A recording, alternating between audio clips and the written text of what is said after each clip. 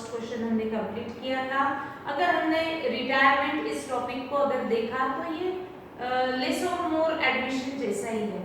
Admission का जो revaluation first step होता है, फर्स्ट अकाउंटिंग ट्रीटमेंट जो होता है, वो आपको रिटायरमेंट में भी कॉमन रहने वाला है, that is revaluation of assets and liabilities.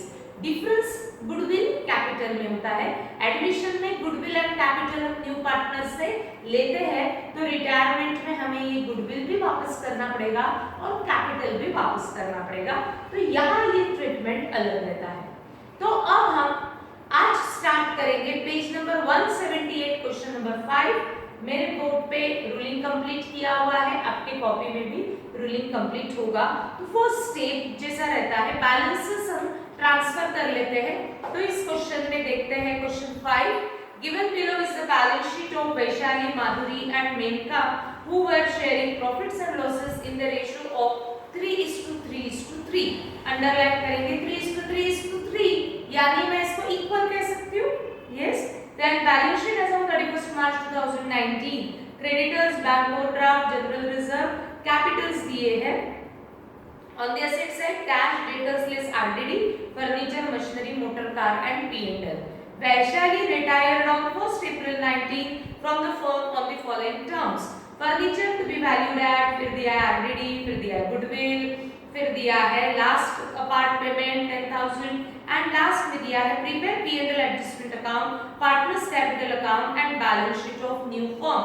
इसलिए हमने P&L adjustment ओपन किया, partners capital account ओपन किया, balance sheet of new firm यानी आफ्टर रिटायरमेंट जो फर्म की बैलेंस शीट रहेगी वो हमको प्रिपेयर करके उनको दिखा दी ना। Transfer balances of Capitals Vaishali, Madhuri and Mansi in their respective capital account, liability में है इसलिए ऑन द क्रेडिट साइड ये स्टेप सबको आता है। By balance brought down 28,700, 31,800 and Manasi's balance is 30,000.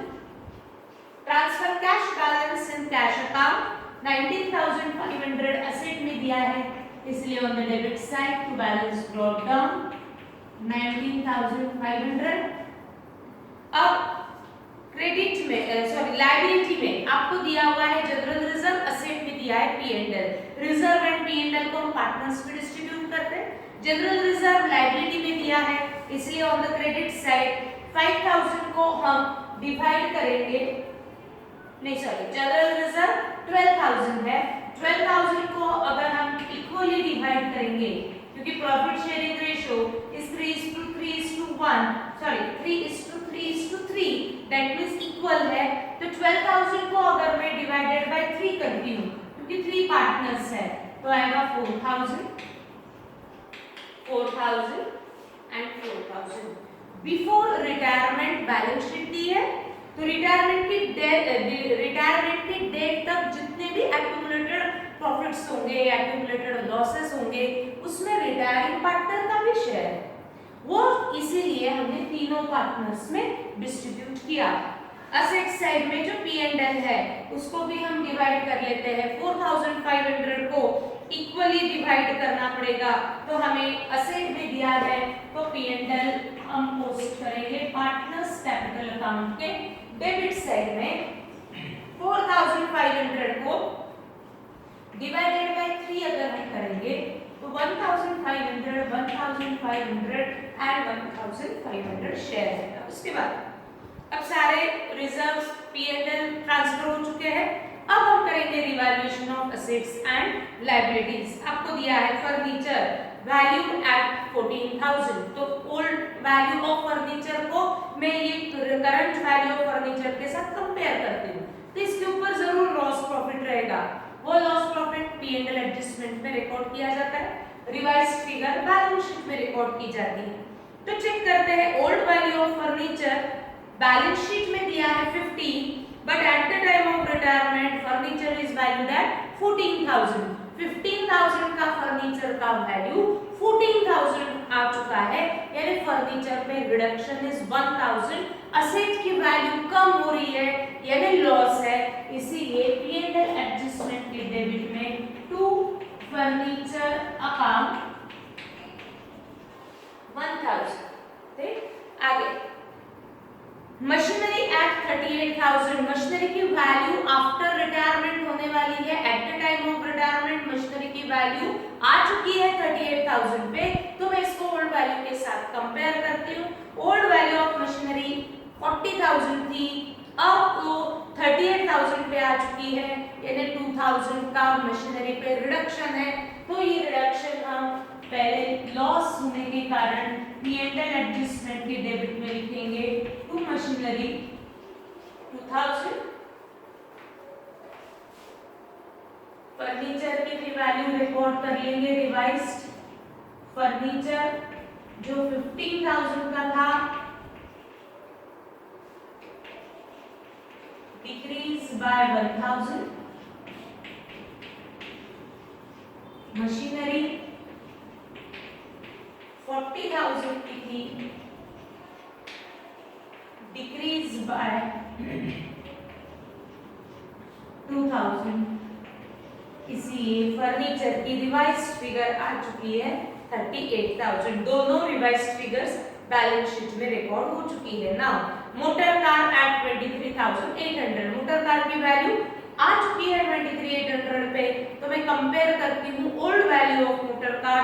Motor car का old value was 25,000, now revised at revalued at 23,800।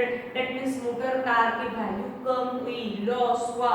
Loss को पहले आप रिकॉर्ड करेंगे P&L एडजस्टमेंट के डेबिट में। टू मोटर कार काउंट 1,200, 25,000 एंड 23,800 का डिफरेंस 12,000 से वैल्यू कम हुई। Revised figure of motor car post कर देते हैं।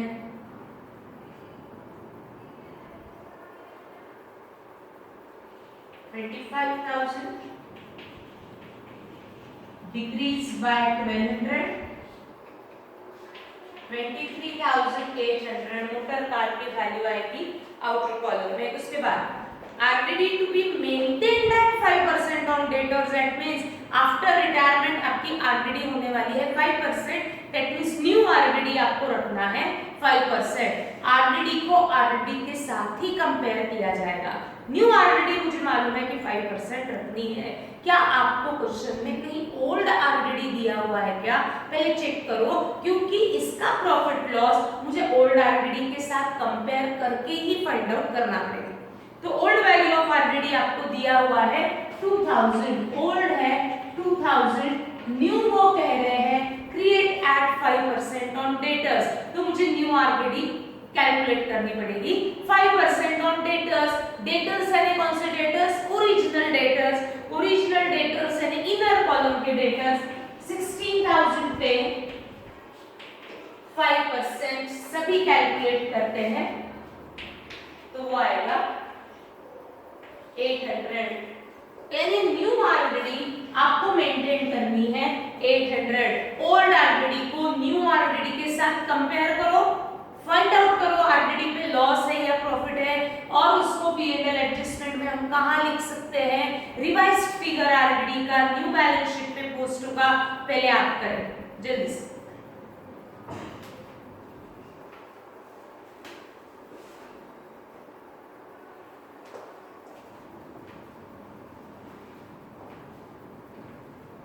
कर लिया। ओल्ड RDD 2,000 है, अब न्यू कितनी रखनी है? 800 है। 2,000 का बैलेंस हमें 800 पे लाना है, यानी RDD के अकाउंट में 1200 का रिडक्शन है। कहां से आया 1200? दोनों का डिफरेंस। ये 1200 RDD की वैल्यू कम हुई, तो ये 1200 आपके लिए या तो लॉस है नहीं तो प्रॉफिट है। प्रॉफिट है या लॉस है कैसे फाइंड आउट करना है? तो ये RDD यानी क्या? It is expected loss. That means ये लॉस जो पहले 2000 था अब 800 होने वाला है, यानी लॉस कम होने वाला है। लॉस अगर कम होता है तो हमारे लिए वो रहेगा प्रॉफिट, और ये प्रॉफिट हम रिकॉर्ड करेंगे P&L एडजस्टमेंट के क्रेडिट में बाय RDD अकाउंट 1,200 और revised figure of debtors 16,000 less new RDD 800 show करी जाएगी न्यू बैलेंस शीट में 15,200। न्यू बैलेंस शीट में मेंशन होंगी न्यू आरडीडी, और न्यू आरडीडी क्रिएट करनी है 5% on debtors that is 800। Done. आगे बढ़ते हैं। गुडविल ऑफ द फर्म में वैल्यू दैट ये सबसे लास्ट में किया जाएगा। And a part payment of 10,000 to be made to Vaishali and the balance to be transferred to her loan account. Vaishali ये retiring partner है। Retiring partner को goodwill, capital सबसे लास्ट में वापस करना है। तो retiring partner से related entries हम सबसे लास्ट में करेंगे। जैसे एडमिशन में पूरा रिवैल्यूएशन करने के बाद नया पार्टनर एडमिट होता था, रिटायरमेंट में भी रिवैल्यूएशन होने के बाद रिटायरिंग पार्टनर रिटायर होगा। दैट इज वैशाली रिटायर हो रही है, तो वैशाली का कब रिटायरमेंट होगा? After revaluation. तो रिवैल्यूएशन का प्रॉफिट लॉस कैलकुलेट करने के बाद वैशाली रिटायर होने वाली। तो वैशाली से रिलेटेड एंट्रीज, उसको गुडविल, उसको कैपिटल जो देना है वो हम लास्ट में देखेंगे। आ जाओ बैलेंस शीट में। बैलेंस शीट में ऐसे कोई लायबिलिटीज असेट्स है क्या जिस पे रिवैल्यूएशन नहीं था? अगर नहीं है यानी उसमें कोई चेंज नहीं है, उसको हमें as it is balance sheet में रिकॉर्ड करना पड़ेगा। देखते हैं लायबिलिटी साइड। क्रेडिटर्स कोई रिवैल्यूएशन एडजस्टमेंट में दिया हुआ नहीं है, तो हम इसको एज इट इज लिखेंगे। क्रेडिटर्स 10,500। उसके बाद बैंक ओवरड्राफ्ट कोई रिवैल्यूएशन नहीं था, एज इट इज पोस्ट करेंगे। Bank overdraft 5,000। General reserve distribute हो चुका है पार्टनर्स में। कैपिटल बैलेंसेस कैपिटल अकाउंट में ट्रांसफर हो चुके हैं। असेट में कैश अकाउंट में ट्रांसफर हो चुका है। डेटर्स लेस आरडीडी पोस्ट हो चुकी है। फर्नीचर रिवाइज्ड फिगर पे आ चुका है। मशीनरी रिवाइज्ड फिगर पे आ चुकी है। मोटर कार रिवाइज्ड फिगर पे आ चुका है। P&L पार्टनर्स में डिस्ट्रीब्यूट हो चुका है। Now close P&L adjustment account. इस P&L एडजस्टमेंट का या तो प्रॉफिट नहीं तो लॉस रहेगा। वो प्रॉफिट लॉस तीनों पार्टनर्स में डिवाइड करेंगे, क्योंकि अभी भी वैशाली रिटायर होने की है। वैशाली कब रिटायर होगी? आफ्टर क्लोजिंग रिवैल्यूएशन का। तो रिवैल्यूएशन का प्रॉफिट लॉस जो भी रहेगा वो हमें इंक्लूडिंग रिटायरिंग पार्टनर सबको शेयर करना है, क्योंकि रिटायर होगी वैशाली आफ्टर रिवैल्यूएशन। तो फाइंड आउट करते हैं। दिख ही रहा है कि डेबिट का टोटल ज्यादा है 4,200 minus 1,200, that means balance is 3,000। 3,000 balance तीनों पार्टनर्स में डिवाइड करो equally.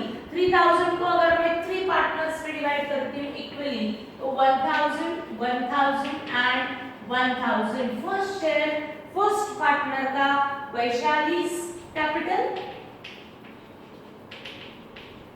Second share second partner का माधुरी कैपिटल।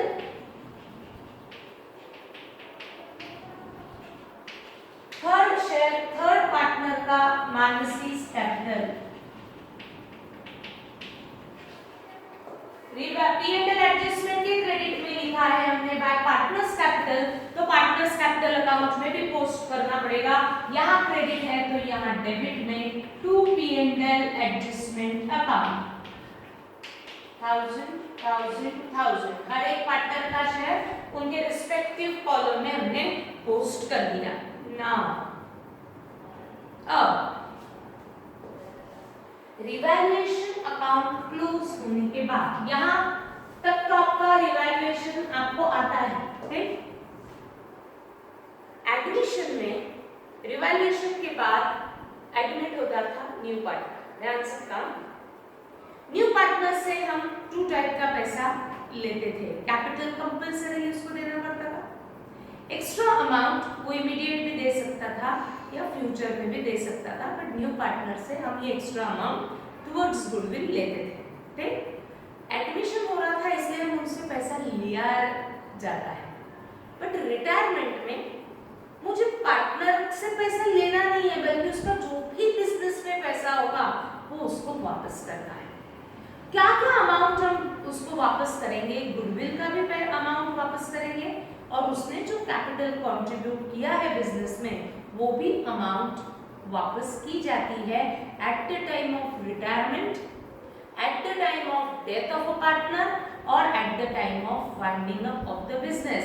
जो इनिशियल कंट्रीब्यूशन होता है बिजनेस वो कंट्रीब्यूशन को वापस कर देता है पार्टनर्स में जब बिजनेस बंद होगा तब। यहाँ पार्टनर रिटायर हो रहा है तो रिटायरमेंट लेके परमानेंटली फर्म में से वो बाहर जा रहा तो उसका जो भी पैसा है बिजनेस में वो वापस करो।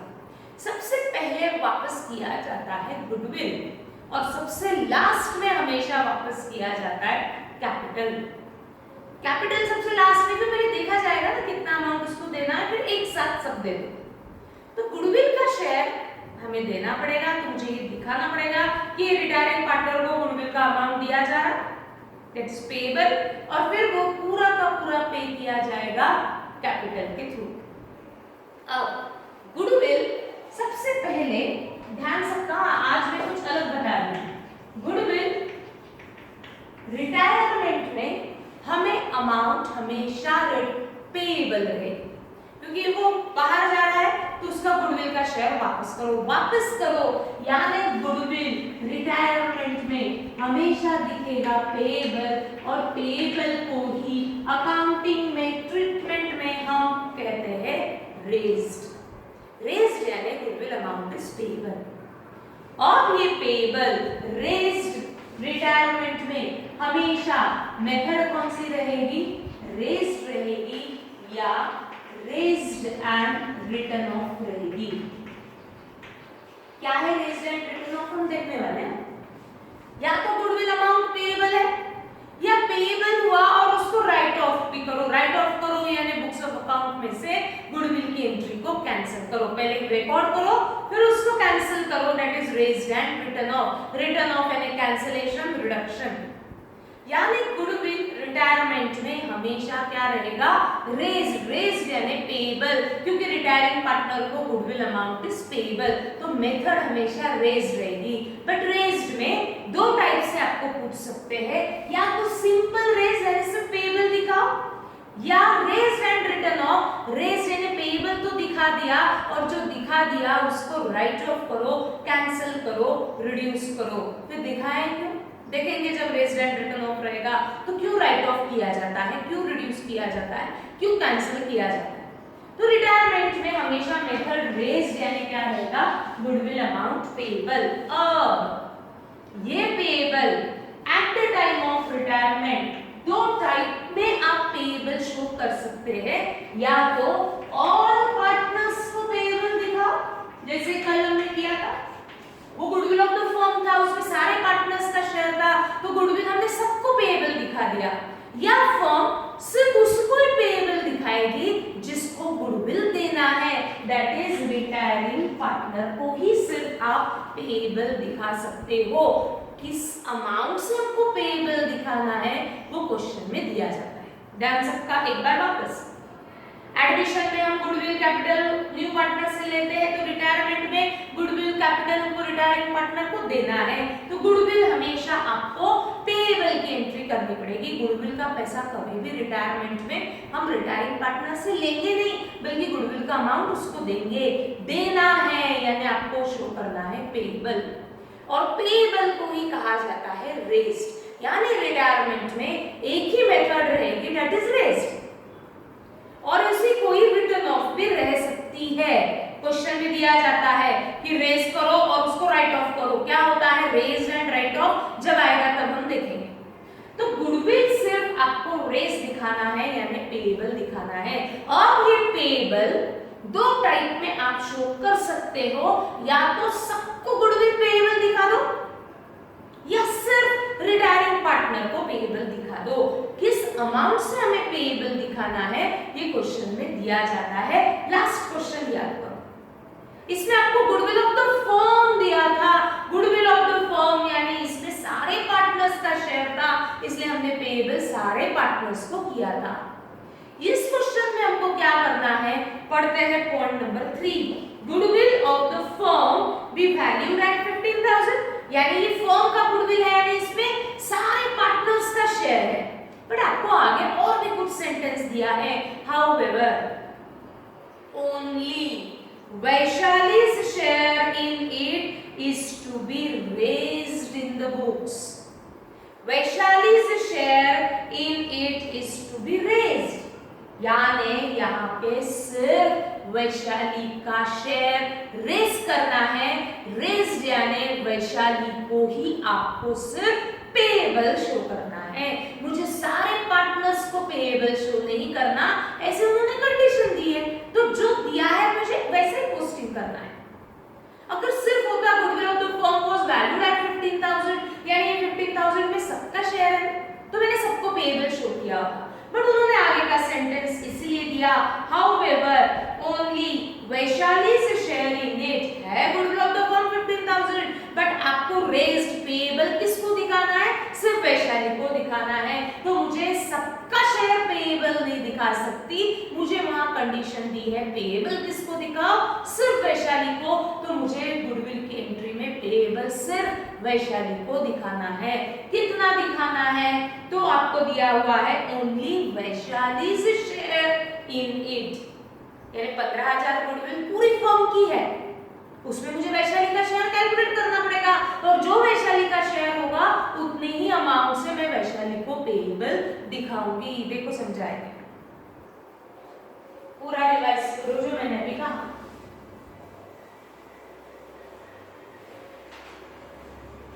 समझा? वर्किंग नोट, सबसे पहले रिटायरिंग पार्टनर को हमें गुडविल डिस्ट्रीब्यूट करना है। गुडविल यानी reputation of the business in monetary terms, इस गुडविल रेपुटेशन में सबका शेयर हो सकता है। आपको गुडविल अमाउंट रिटायरमेंट में हमेशा पेएबल दिखाना पड़ता है, क्योंकि जो पार्टनर बाहर जा रहा है उसको हमें गुडविल देना पड़ेगा, यानी हमें पेएबल दिखाना है। पेएबल को ही मैं कहती हूँ रेज्ड, यानी रिटायरमेंट में एक ही मेथड रहेगी, दैट इज रेज्ड, या हो सकती है रेज्ड एंड रिटन ऑफ। तो आपको क्वेश्चन में दिया जाता है कि रेज करना है या रेज्ड एंड रिटन ऑफ करना है। पेएबल फर्म के पास दो ऑप्शन रहेंगे, at the time of retirement सबको पेएबल दिखा सकता है, वो सबको अपना अपना share at the time of retirement दे सकता है, या सिर्फ रिटायरिंग पार्टनर को दे सकता है। करना क्या है? क्वेश्चन में दिया जाता है, जैसे पॉइंट नंबर 3 में दिया हुआ है goodwill of the firm be valued at 15,000, firm का गुडविल है, यानी इसमें पूरे फर्म का है, यानी इसमें सारे पार्टनर्स का शेयर है। However only Vaishali's share in it, underline, Vaishali का शेयर जो गुडविल में रहेगा is to be raised in the books, payable, raised यानी पेएबल, सबको दिखाना है कि वैशाली को? सिर्फ वैशाली को दिखाना है, सबका पेएबल नहीं दिखाना है, मुझे वैशाली को पेएबल दिखाना है, तो मुझे वैशाली का शेयर गुडविल में कैलकुलेट करना पड़ेगा। तो लिखते हैं first goodwill of the firm, पूरे फर्म का गुडविल कितना है? 15,000, बट मुझे पेएबल दिखाना है सिर्फ वैशाली को, तो मैं कैलकुलेट करती हूँ Vaishali's share in goodwill 15,000 into, equal है ना, तीन पार्टनर्स है ना, तीनों में इक्वल है, तो 1/3, 3:3, यानी 1:1:1, तो मैंने वैशाली का शेयर कैलकुलेट किया 15,000 इनटू 1/3, 3 पार्टनर्स में एक शेयर वैशाली का है, that means 5,000। Vaishali share in goodwill 5,000 है। अब इस 5,000 से मुझे गुडविल की एंट्री करनी है। मुझे गुडविल सबको पेएबल दिखाना है कि वैशाली? सिर्फ वैशाली को पेएबल दिखाना है। दैट मींस रूल कहता है credit to money is payable, Vaishali को पेएबल है, इसीलिए एक लाइन ब्लैंक रखते हुए हम वैशाली कैपिटल अकाउंट करेंगे क्रेडिट, और गुडविल अमाउंट पेएबल है, इसलिए गुडविल अकाउंट क्रेडिट। एंट्री पास हुई गुडविल टू वैशाली कैपिटल। सबको पेएबल भी दिखा सकते हैं, बट यहाँ कंडीशन दी है सिर्फ वैशाली का शेयर रेज करो, यानी पेएबल सिर्फ वैशाली को दिखाओ, इसलिए हमने सिर्फ वैशाली को पेएबल दिखाया। क्या इस एंट्री को राइट ऑफ करो, कैंसिल करो? कुछ दिया है क्या? पहले पढ़ लेते हैं, कहीं भी रिटर्न ऑफ का कुछ भी इंफॉर्मेशन दिया हुआ नहीं है, तो आपको सिर्फ रेज करके रखना है, इसको मुझे लेजर में पोस्ट करना है। गुडविल अकाउंट डेबिट, मैंने गुडविल अकाउंट ओपन नहीं किया।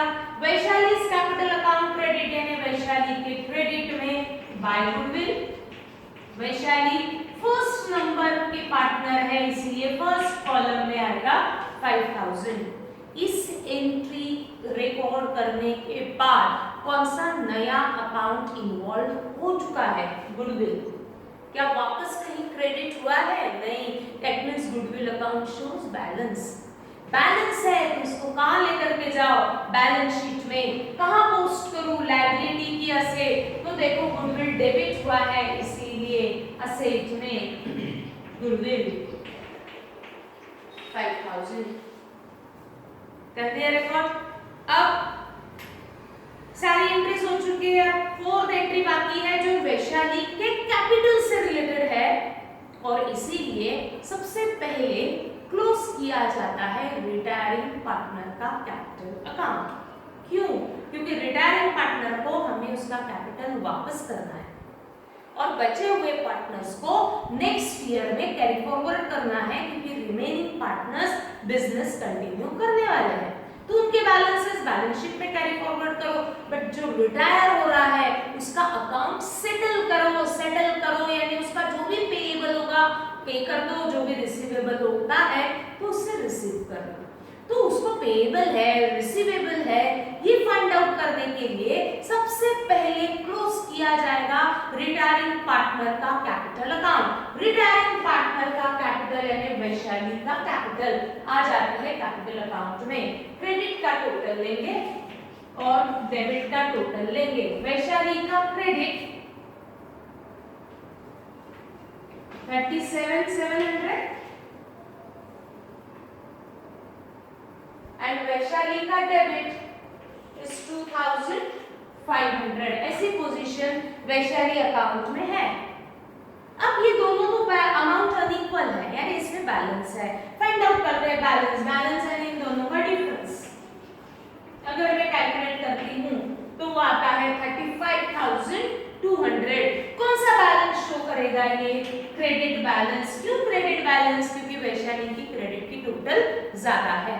क्या रिप्रेजेंट करता है credit balance of personal account?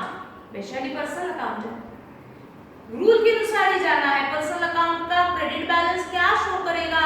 Debit from whom money is receivable होता है, credit to whom money is payable. Credit balance है यानी फर्म को, वैशाली को at the time of retirement amount payable is 35,200। इस 35,200 में देखो समझ में आता है क्या? उसका ओरिजिनल कैपिटल है 28,700, ये तो उसको दे रहे हैं। एक्यूमुलेटेड प्रॉफिट का share at the time of retirement उसको देना पड़ेगा। गुडविल 5,000 उसको देना पड़ेगा। उसमें से लॉसेस हम एडजस्ट कर देंगे एंड नेट अमाउंट वैशाली को पे करना चाहिए फर्म ने, ये उसका कैपिटल अमाउंट है। बट हमारे पास उतनी सफिशिएंट कैश है क्या? रिटायरमेंट के समय मुझे वैशाली को देना है 35,200, बट मेरे पास कैश है क्या? देखो तो कैश में मेरे पास सिर्फ 19,500 ही कैश है कैश बॉक्स में। तो मैं वैशाली को at the time of retirement full payment नहीं कर सकती ना, क्योंकि मेरे पास कैश ही नहीं है। मैं मैक्सिमम कैश कितना दे सकती हूँ? 19,500। फिर बचा हुआ बैलेंस हम वैशाली को कहेंगे आज हमारे पास कैश नहीं है, इसको आप फ्यूचर में लेकर के जाओ। तो कितना पेमेंट किया? फुल पेमेंट तो कर ही नहीं सकते। कितना पेमेंट किया या फुल अमाउंट हम उसको बोल रहे हैं कि वो नेक्स्ट आगे में फ्यूचर में लेके जाओ। क्या किया? क्वेश्चन में दिया जाता है, देखो last point, a part payment of 10,000 to be made to Vaishali. Vaishali को पार्ट पेमेंट किया गया। What is part payment? यानी फुल पेमेंट नहीं किया। वैशाली को देना है 35,200, बट मेरे पास कैश ही नहीं है, तो मैंने वैशाली को 10,000 की कैश इमीडिएट रिटायरमेंट के समय दे दी। यानी वैशाली को अभी भी कितना अमाउंट देने का बाकी है? 25,200। क्या ये 25,200 हम आज दे सकते? नहीं। क्यों नहीं? क्योंकि कैश नहीं।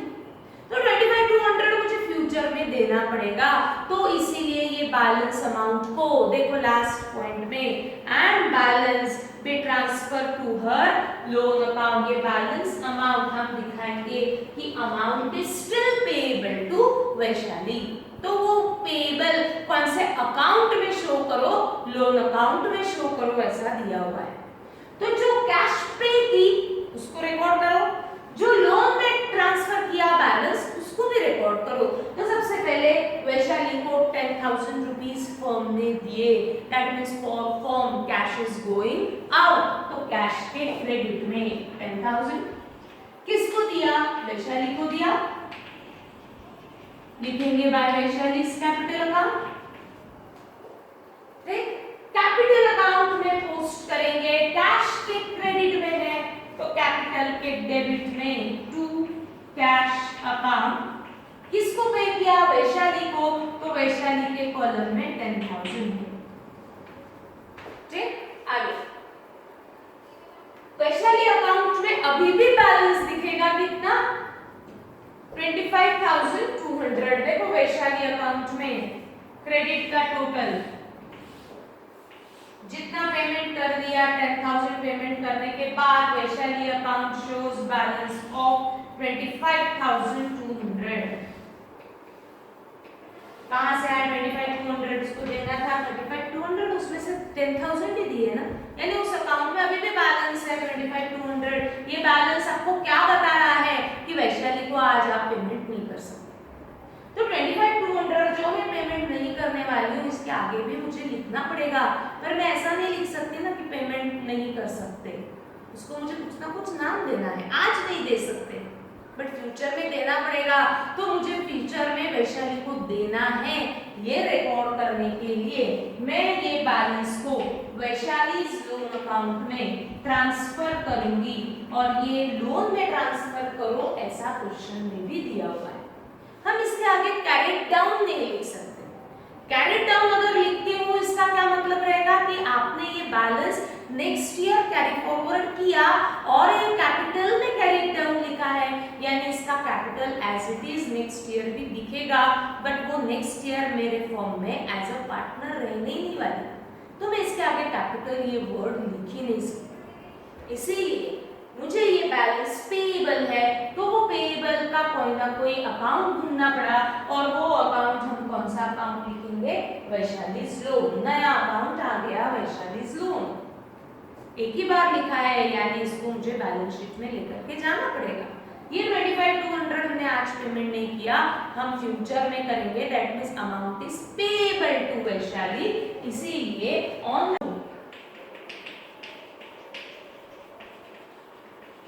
25,200. Now close. Remaining partners capital account, cash का balance, transfer it to balance sheet और balance sheet tally करो जल्दी।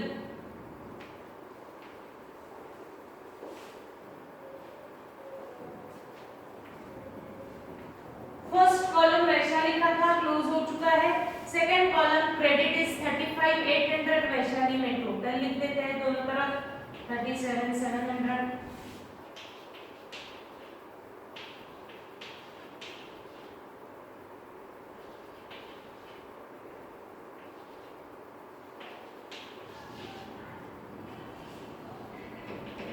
$34,000।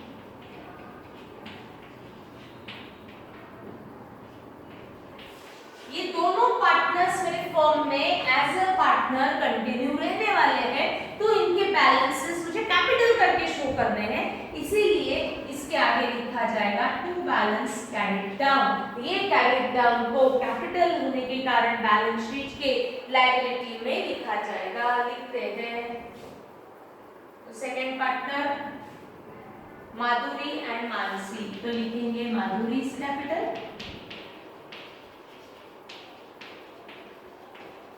And Mansi capital.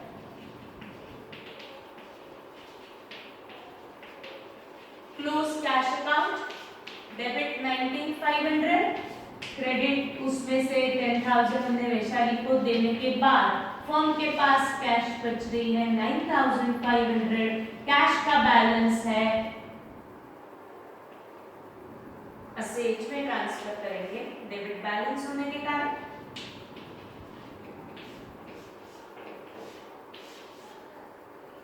टैली होना चाहिए।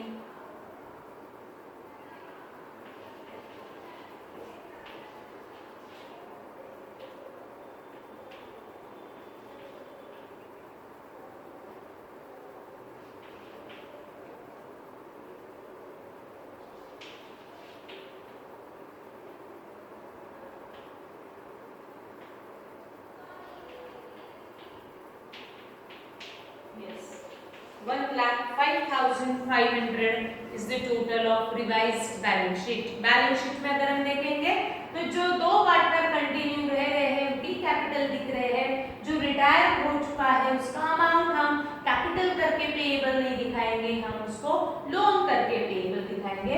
रिवाइज्ड एसेट्स बैलेंस शीट में आ चुकी है।